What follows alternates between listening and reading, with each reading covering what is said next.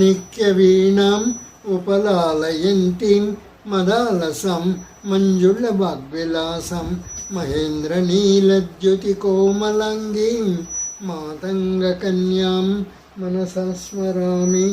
చతుర్భుజే చంద్రకళావతంసే కుచోన్నతే కుంకుమరాగశోణే పుండ్రేక్షుపాశంకుశ పుష్పబాణహస్తే నమస్తే.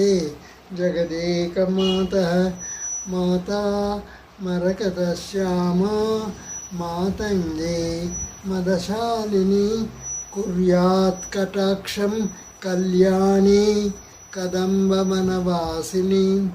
జయ మాతంగతనయే జయ నీలోత్పలద్యుతే జయ సంగీతరసికే జయ లీలాశుకప్రియే. జయ జననీ సుధాసముద్రంతహృద్యన్మణి ద్వీప సంరూఢబిల్వాటవే మధ్యకల్పద్రుమాకల్ప కాదంబ కాంతారవాసప్రియే కృత్తివాసప్రియే సర్వలోకప్రియే.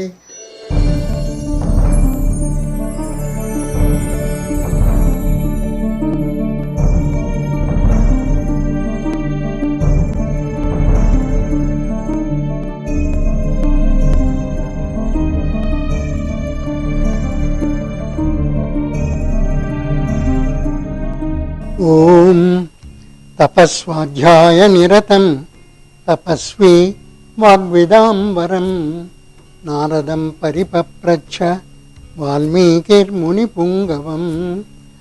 వాల్మీకిని కలుసుకున్నాడు నారదుడు త్రిలోక సంచారి. ఆయన అలా తిరిగి వచ్చి ఈ వాల్మీకి యొక్క ఆశ్రమానికి వచ్చాడు. వచ్చినప్పుడు ఆయన నారదుణ్ణి అడిగాడు. వాల్మీకి ఏమడిగాడంటే, కోన్వస్మిన్ సాంప్రతం లోకే గుణవాన్ కశ్చ వీర్యవాన్ ధర్మజ్ఞశ్చ కృతజ్ఞశ్చ సత్యవాక్యో దృఢవ్రతః. ఎవరు ఈ రోజుల్లో మంచి గుణవంతుడు, మంచి వీర్యం గలవాడు?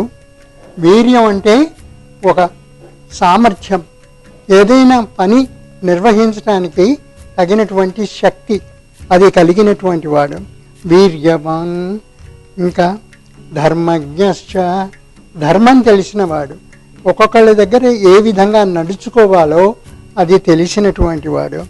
కృతజ్ఞశ్చ, ఒకడెవడైనా మేలు చేస్తే దానికి తిరిగి మేలు చేయాలి అనేటటువంటి ఉద్దేశం కలవాడు, దానికి కలిగిన నేర్పు కూడా కలవాడు.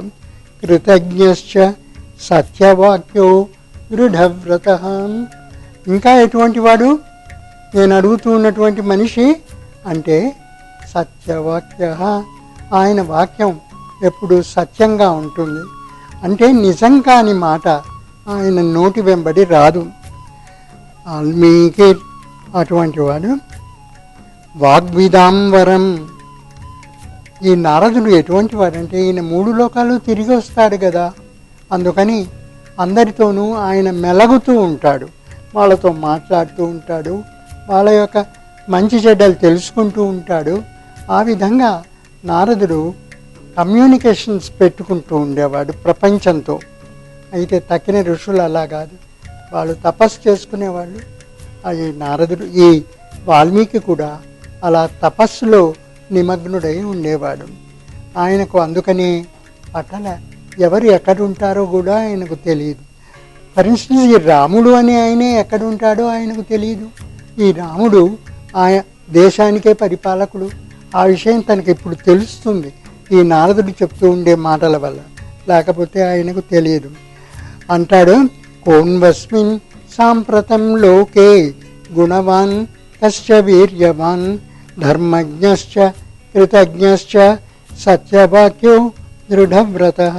అంతేకాకుండా చారిత్రేణ చకో యుక్తః, ఎవరికి చారిత్రము అంటే క్యారెక్టర్ ఉంది.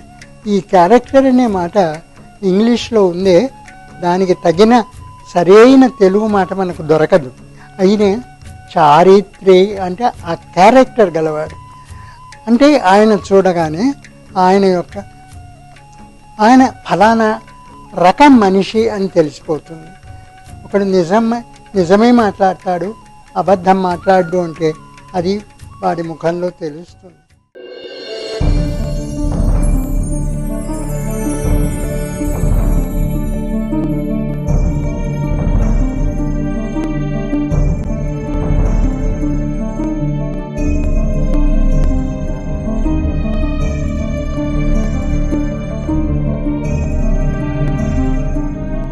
మనం భగవద్గీతను గురించి తెలుసుకోవాలనుకుంటే దానికి ముందు ఏం జరిగింది, ఎందుకని అది చెప్పుకోవాల్సి వచ్చింది, ఎందుకు అర్జునునికి కృష్ణుడు అంత బోధ చేయవలసి వచ్చింది అనేది మనం తెలుసుకోవాలి. ఎందుకంటే అర్జునుడు స్వతహా ఆయన యుద్ధం చేసే మనిషి. యుద్ధంలో ఆయనకు ఎదురు ఎవరు నించునే వాళ్ళు లేరు. అటు భీష్ముడు ద్రోణుడు ఉన్నారే కానీ ఆయనకు గురుతుల్యులు కాబట్టి వాళ్ళను ఒక విధమైనటువంటి మర్యాదతో చూచేవాడు అర్జునుడు. అంత మాత్రాన అవసరం వచ్చినప్పుడు వాళ్ళ ప్రాణాలు తీయడని కాదు, అవసరం వస్తే ఆ పని చేయటానికి కూడా సిద్ధమే అని చెప్పి ఈ యుద్ధానికి బయలుదేరారు. అటువంటి పరిస్థితిలో అర్జునుడు యుద్ధభూమికి వచ్చి కృష్ణుడితో చెప్తాడు, నేను యుద్ధం చేసే పరిస్థితిలో లేను, నేను యుద్ధం చెయ్యలేను, యుద్ధం నేను నించోలేకపోతున్నాను, నేను కూర్చోలేకపోతున్నాను, నా తల తిరుగుతూ ఉంది, నాకు ఏం చెయ్యాలో తోచటం లేదు అన్నాడు. ఏమొచ్చింది నీకు అని కృష్ణుడు అడిగాడు. అంటే నా ఎదురుగా కనిపిస్తున్న వాళ్ళు ఇక్కడ అందరూ నాకు కావలసిన వాళ్ళే, వీళ్ళనందరినీ చంపుకుని నేను ఏ రాజ్యం వెళ్తాను, నాకు రాజ్యం ఏలవలసిన పనేముంది అని చెప్పి అంటాడు. అంటే ఆయనకు కృష్ణుడికి ఏం చెయ్యాలో తోచలేదు. రహసన్నివ ఆయన పెదవుల మీద ఒక చిన్న చిరునవ్వు వెళ్ళిందిట. చిరునవ్వు పెదవుల మీద ఆడుతుంటే ఆయన అర్జునుడి వైపు చూచి, ఏమయ్యా నీకు ఇప్పుడైనా ఈ జ్ఞానోదయమైంది, ఇంతకు ముందు కాలేదా, ఎందుకు యుద్ధం దాకా వచ్చి ఇప్పుడు మొదలుపెట్టావు ఈ విధమైనటువంటి అసహాయత ఎందుకు చెప్పుకోవాల్సి వచ్చింది నీకు అంటాడు. అంటే ఆయన అంటాడు, నేను ఇంత దగ్గరి వాళ్ళను నేను ఇంతకు ముందు అనుకోలేదు, వాళ్ళని నేను చంపడానికి అవసరం వస్తుందని నేను కూడా అనుకోలేదు, ఇప్పుడు ఆ అవసరం వచ్చింది కాబట్టి నా మనసులో దడ పుట్టిందని. అంటే ఆయన ఇదేం బాగలేదు, అయితే ఒక పని చెప్తాను అంటే ఆయన అన్నాడు, నువ్వు చెప్పునైనా, నువ్వు ఏది చెప్తే నేను అది తీసుకుంటాను, నువ్వు నా గురువువి, నేను శిష్యుణ్ణి అని నేను భావించుకుంటాను. శిష్యస్తేహం షాధి మాం ప్రపన్నం, నేను నీ శిష్యుణ్ణి అని అనుకో, నేను నీ దగ్గర శిష్యత్వం చేయలేదు, అయినప్పటికీ కూడా నేను నీకంటే చిన్నవాడిని, నాకు ఏమి చేయాలో తోచకుండా ఉండేటటువంటి పరిస్థితిలో ఉన్నాను. అటువంటప్పుడు ఎవరైనా కానీ నాకు దానికి తగిన అడ్వైస్ ఇచ్చేవాళ్ళు ఉంటే, సలహా ఇచ్చేవాళ్ళు ఉంటే ఆ సలహా తీసుకునేందుకు నేను రెడీగా ఉన్నాను. నా హితవు కోరి చెప్పేవాళ్ళు ఇచ్చే సలహా నాకు చాలా ముఖ్యం అని అంటాడు. అంటే ఆయన అంటాడు, అయితే విను, నువ్వు ఆ మాట అన్న తర్వాత నేను చెప్పాలని అనుకున్నది అదేదో కుండ బద్దలు వేసేటట్టుగా చెప్తాను, విను. ఏమిటి అంటే, నువ్వు ఏమనుకుంటున్నావు, నువ్వేదో వాళ్ళను చంపేస్తానని అనుకుంటున్నావు. వెర్రి మాట.